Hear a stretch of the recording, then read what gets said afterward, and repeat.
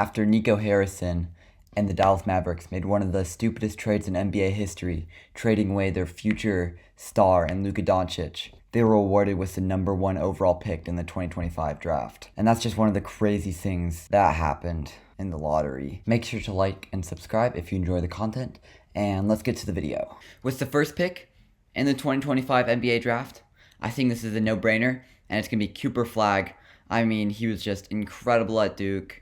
He tested incredibly at the combine, just does everything, developed a three-point shot, is an amazing offensive playmaker, an amazing defensive playmaker. He's not generational, but he is about as close as you can be to that tag. And yeah, maybe Nico Harrison, so Luka Doncic 2.0 and trades this for maybe a Giannis, but I just don't see it happening. Cooper Flagg perfectly fits the defense wins championships mindset that Nico has, and I feel like he's just a perfect fit to this Mavericks team. An AD Cooper Flagg front court is just absolutely incredible. When Kyrie comes back from injury, I mean, I think this team is a serious championship contender. And wow, 1.8% chance is just still insane to think about. So yeah, I have him going #1 to the Dallas Mavericks. And then, what's the second overall pick? I don't think I will do trades in this video, but I mean, if there was a trade to happen, this could definitely be it. I mean, the NBA today is a very positionless game, but still, I just don't know the fit with Dylan Harper, De'Aaron Fox, and Stephon Castle. All not great shooters. I think Dylan Harper can definitely develop one. I don't know if Stephon Castle's ever going to be a consistent three-point shooter. Fox is probably not going to be a consistent three-point shooter. I mean, I think you really need that, but I mean, Dylan Harper, De'Aaron Fox, and Stephon Castle is not a bad backcourt. I can't lie. But yeah, I think if he was drafted by the Spurs, he'd probably fit into like a six-man role. Maybe you trade Stephon Castle to keep Dylan Harper. I just don't know. They can definitely figure it out, though. And if he's on the board, he's by far the second best player in this draft. So I have got Dylan Harper to the San Antonio Spurs. And the third pick here, this is the first really interesting crossroads, if you could say that. You've got Ace Bailey, a very high potential shot-making prospect who has some very, very, very big flaws in his game. He didn't test great at the combine. Very questionable shot diet. I mean, he has a good frame, but can he ever really become a great defender at the NBA level? But man, this KD-esque build is just so enticing. And the 76ers, do you want more of a win-now piece?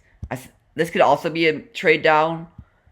Concanuple, I just feel like fits perfectly, but 3 is definitely a reach for someone with not that high of a ceiling. But yeah, you can slot Ace Bailey. It would be like a Tyrese Maxey, Jared McCain, Paul George, Ace Bailey, Joel Embiid, and that's a very good lineup. If they're healthy, they could be contenders next year, but will that team be healthy? I don't know. But I think Ace Bailey is just the best prospect here. VJ Edgecombe could be a very interesting fit. Good defense, crazy athletic, two-way god. And then you've got Trey Johnson, a very good shooter. And then you've also got Kaman or Derek Queen. I think you could look to draft a backup center. Joel Embiid, will he ever get back to that NBA caliber player he was a couple years ago? I mean, that was only 2022. I'm not sure, though. But yeah, Ace Bailey has the third highest potential in this draft, in my opinion. Maybe second, I don't know, but not 6'10", more like 6'8", 6'9", but still, elite potential, elite shot making. Will the defense come through? Will the play? He showed he can be a leader, but will the playmaking ever translate? 1.3 assists. I mean, yeah, will the defense get through? A lot of questions, but man, if he pans out, he's just going to be a no-brainer pick. And the Charlotte Hornets get a little bit unlucky. You saw it jumping up in the lottery. They might be able to get a Cooper Flagg, a Dylan Harper. But no, they do stay up. They do fall to 4. And yeah, if VJ Edgecombe is on the board, this is just a no-brainer pick. Trey Johnson always also fits very well into this team. But I also like, come on, they clearly want to trade Mark Williams. But yeah, VJ Edgecombe just slots in perfectly between LaMelo and Brandon Miller. Just an elite two-way player. Might be some of the best athlete in this class. Good three-point shot. Good defense. Will the playmaking, can he ever be a true one in this league? But the Charlotte Hornets don't really need that. But that is a long-term question that you can bring up. But yeah, man. High floor, high ceiling player. Just a two-way threat and just is a perfect player for the Charlotte team. And that is going to be pick at number 4. At number 5, the Utah Jazz get very unlucky in the lottery and fall to number 5. Still looking for that franchise player. I don't think they'll land it here. But this is another player that's getting mocked to this team a lot. Has been mocked a lot. Trey Johnson. They really need just a true shot creator. And Trey Johnson is just a 3-level scorer. Like no one in this draft. Elite 3-point shooter. Elite mid-range. Can get to the basket. Good frame. Defense is a question. Playmaking is a question. But man, he can shoot. He's a bucket. And that's the kind of player the Utah Jazz need. Will he ever be a 1? I don't know. But for a Texas Longhorns team that was not very good this year, Trey Johnson was definitely a bright spot. And yeah, he's got elite potential as just, yeah, that 3-level scorer. He's going to be very good in this league. I have a feeling. And yeah, number 5. You're still disappointed. Utah, you can't get a Dylan Harper. You can't get a Cooper Flag. You can't get an Ace Bailey. But Trey Johnson is definitely a good player nonetheless. And at number 6, the Wizards, man. These tanking teams just got screwed in the lottery this year, as everyone's been saying. Man, this is interesting. There's a lot of different ways you go here. Do you have your true 1? Do you want... I don't see you have your true 1 after Jordan Poole is gone, Marcus Smart, Malcolm Brogdon. Do you want Bub Carrington to be your long-term 1? Do you want Bilal Coulibaly to be your long-term 1? I don't really think so. So I think this could be a Kasparis, Jeremiah Fears, whoever you like more. But they also... Do you want Alex Sarr playing your long-term 5? I think you'd also look for a center here. And Derek Queen and Kaman Malawatch are still on the board. But I think there's definitely spacing issues. Kaman, I mean, he had a really great free throw percentage this year. Has a great looking jumper. I feel of all the big men, of all the big men without a real 3-point shot right now, he's the one that can develop most. I don't like Derek Queen's from beyond the range. Colin Murray-Boyles is also interesting. At the combine, he didn't shoot great, but he also, maybe he can develop a shot. Asa Newell is also an interesting stretch 5. Danny Wolf is already an established 3-point shooter. I mean, yeah, it's an interesting question if he can. I have trust in him, though. He picked up basketball when he was 14, 13. Very late bloomer. But I'm still very high on Kasparis. Good frame at point as a modern-day point guard. I mean, definitely down the stretch for Illinois, had his shooting struggles, but still has a very nice-looking jumper. I mean, can run the court. For the Wizards team that's really looking for that true initiator, I think Kasparis is just that. Come on, it's also really interesting pick here, but Kasparis has been falling quite a bit. I'm still very high on him as a prospect, and I got him. I don't see there's a chance he falls out of like the top 8. I'm still very high on him, and I think teams will be as well. And then at number 7 here, this is real interesting. The Zion questions. There's a lot of trade rumors going around. I mean, it could happen for sure. New management just came in. They did draft Zion. They probably don't have the connection to him. The fans don't want to trade him. But man, he looked so good in those like 30 games he played this year. He could be a star, but will he ever stay healthy? It is just the question is old as time. And I feel if I was the Pelicans, I would keep him. Just such elite potential. You'd be selling very low on him after coming off a 30-game season. And man, I think this Pelicans team could definitely come back, make some noise. Maybe not make some noise in the West because it's just so dang good right this year. But yeah, I think this could also be a true one. DeJounte Murray suffered a big injury this year. He'll be out for at least half of the next season. You don't only have a true one. I mean, how long is DeJounte Murray? He has a 4-year contract. I think you could look, not to trade him, but will he ever be as good as he was when you got him from the Hawks, from the Spurs? I mean, I don't know. It's a good question. But I think center is still a point of need. You got him even this year, but I don't feel like he's your long-term center at all.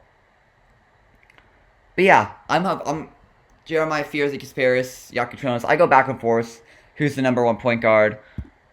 I think Kasparis is the better playmaker and the better true one. But Jeremiah Fears, I feel like, has a better shot. Both don't have great shots, but he has a better one. Great at getting to the rim. For a Pelicans team that is going to be missing DeJounte Murray for a lot of next season, he can also small ball 2 guard.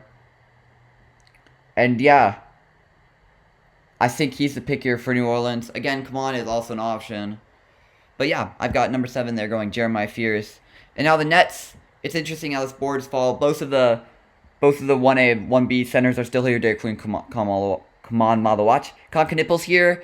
But for a Nets team that really doesn't need win-now players, I don't think Kaman's the pick. I think Kaman should and will go to a contender. Just doesn't have... Not an athlete. Definitely, he was a decent defender, plays with a lot of energy, but how will that translate to the NBA level with just such good players? I'm not sure. I don't have a lot of faith in his defense at the next level, guarding these wings. But yeah, just a knockdown. Maybe the best shooter in this class besides the Trey Johnson. I mean, I think the pick here, Nick Claxton. I don't think the Nets want to keep him. There's been a lot of trade rumors with him as well, to the Lakers, to other teams that really need a center. And yeah, I think even if you don't trade Nick Claxton this year, Kaman Malawach can learn under him, and I think that is the pick here. I do like Kaman Malawach better than Derek Queen. Just a rim protecting, rim running center. Didn't play great in that elimination game in the Final Four with 0 rebounds. But again, he picked up the game so late. He's 7'2" at 250. Just the potential. Can also develop a 3-point shot. Had a great free throw percentage this year. And yeah, just so much potential for a Nets team that is desperately looking for that. Maybe the Nets look to trade this pick. They have a lot of cap space. Maybe they could go looking for a star. But this team, they're probably going to trade Cam Johnson this year. Do they pick up Cam Thomas? They're still a couple years out from contending. But yeah, Kaman Malawach, just elite potential for a true center. And yeah, I think the Raptors are really bummed out. That's next. The Raptors are just a great Kaman Malawach team. They also don't like how they fell. I mean, all these teams, the Raptors, the Pelicans, the Nets, the Wizards, the Jazz, the Hornets, all just disappointing. And for the Raptors, Kaman Malawach would have been such a perfect fit for them. But it's just not happening here. They could look for a 1, but I do like Emmanuel Quickley. I'm still pretty high on him. I think he can be your true number 1. This is another team that's been involved in a lot of Giannis Antetokounmpo trade talks. A Scotty Barnes for Giannis Antetokounmpo, Emmanuel Quickley, and RJ Barrett for Giannis. But this team really needs a center right now. And Derek Queen, high floor, just such a skilled big man. Will the defense translate? Will the 3-point shot ever be there? But yeah, he was just so good in that for Maryland this year. The Crab 5 hit that game winner over Colorado State. That was just electric. And yeah, he's just a very good big man, skilled big man. Great handles. Great touch. And yeah, this Raptors team, after Jakob Poeltl, I mean, he's not, obviously, he's getting on the older side. He's not your long-term center. And you definitely need an upgrade at that position. And Derek Queen is just that. He's going to come into the league, high floor, Will the defense come? Will the three-point shot come? Two very big questions. But man, so skilled, such good handles. I've got him at number 9. And number 10, man, the Rockets. Just how the draft lottery fell. I think, come on, we'll go later. Because all of these teams, he's not going to go in the top 3. He's just not that kind of prospect. And then all of these teams, 4 through 9, are just more rebuilding younger teams that aren't contending. The Raptors are the one team that I think are more on the win now side of things than the Nets and the Pelicans. I think the Pelicans are also a team that could contend. But man, the Hornets falling, the Jazz falling, the Wizards falling, the Nets falling is just not great for Con because he's not going to any of those teams. And yeah, if the Rockets land Con Knipple, the team that desperately needs shooting, Reed Shepard's gonna come into his own this year. He's gonna have a big role on this team after not getting much playing time this year. Man, and then Con Knipple coming in. This defense is looking nasty, and this defense was just top of the league this year. Man, if they land Giannis, it gets even better. This team's one need is shooting, and Con Knipple, in my opinion, is just the best shooter in this class. Not much of an athlete. Defensive questions, playmaking questions, but he's a winning player.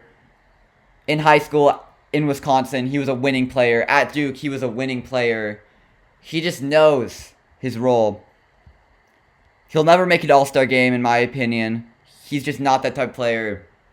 But man, he has the potential to be an elite role player for any contending team. A Derek White of sorts. Not exactly the same build, but very similar, just top-notch role player. And yeah, the Rockets team, man, this Rockets team is looking nasty. And I think it's realistic that Con Knipple falls to here. The league better be scared though. But yeah, I got Kaman going at number 10. A little bit of a fall for him. LA Trailblazers, really interesting team. I mean, they're in the West. It's hard to contend. But this team was really good. Then you have Villa is looking like a future star. Anthony Simons, you can get good return on him, but he's not in your long-term plan. Scoot Henderson looked a lot better in his sophomore year. Still just such elite potential. You got Toumani Camara, probably making the all-defensive team this year. Just so good. DeAndre Ayton and Robert Williams are probably out the door this offseason. And then you've got Donovan Clingan. He looked very good, even while splitting his center minutes with two other big men. And then you've got a Shaedon Sharpe, who also You got a Shaedon Sharpe, who also just looked amazing this year. Jeremy Grant has a rough contract. DeAndre Ayton has a rough contract. But man, this team has a lot of potential. It's also good right now. And yeah, I feel like you could go a lot of different options. Nick Clifford, great shooter. On the older side, though, a senior. Not sure if he fits the Trailblazers timeline right now. Same with Rasheer Fleming, a little junior. A little bit older, I'm not sure. He's who you want. And I'm between Colmore Boyles, Carter Bryant, and Jace Richardson here. All very appealing prospects. Colmore Boyles, in my opinion, is the best defender in this class. Could play a small ball 5 for you. Definitely more of a 4. He's just on the shorter sides of things for a true 5. But man, the switchability, he just carried this horrendous South Carolina team this year. And man, he didn't test great on the shooting. Maybe that could come along eventually. But just an elite defender. Just, wow, this team, Donovan Clingan, Toumani Camara, and Colmore Boyles, is a nasty defensive trio. And man, this team, they need shooting. Jace Richardson and Carter Bryant are both interesting.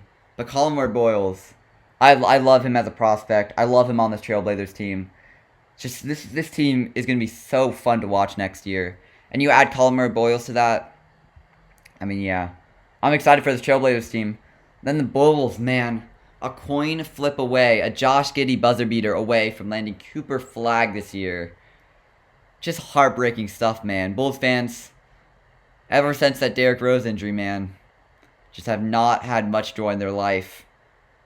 And yeah, it's not coming this year, as they have the 12th pick. They just won too many games this year, and it's going to come back to bite them. Modest Buzelis looks very good. Kobe White came into his own. Josh Giddey came into his own, but will you be able to retain him? I mean, Patrick Williams looked very disappointing. Vucevic is out the door. I mean, yeah, you're going to enter another rebuild with this Bulls team. And you do want to, you probably want to get a center here with Vooch out the door, but you just don't have Asa Newell. You could go, I don't know if he fits this Bulls team. Danny Wolf, it's a bit high for him. Thomas Sorber, it's a bit of a reach. But, man, if he didn't have that foot injury, he would be going around this range. But, yeah, I think it's also between Jace Richardson and Carter Bryant. This team does not need guards. While Jace Richardson is a very good prospect. He's short. Yeah, he's short. So, I've got Carter Bryant here. Just great potential in this league. Didn't get a lot of opportunity out of Arizona, but at the time he did. I mean, you could see the vision here. 6'7", 6'8". I mean, good 3-point shot. Just an elite 3-and-D prospect at the NBA level. And yeah, this Bulls team needs high potential. And Modest Buzelis, Carter Bryant is forming a very formidable wing duo.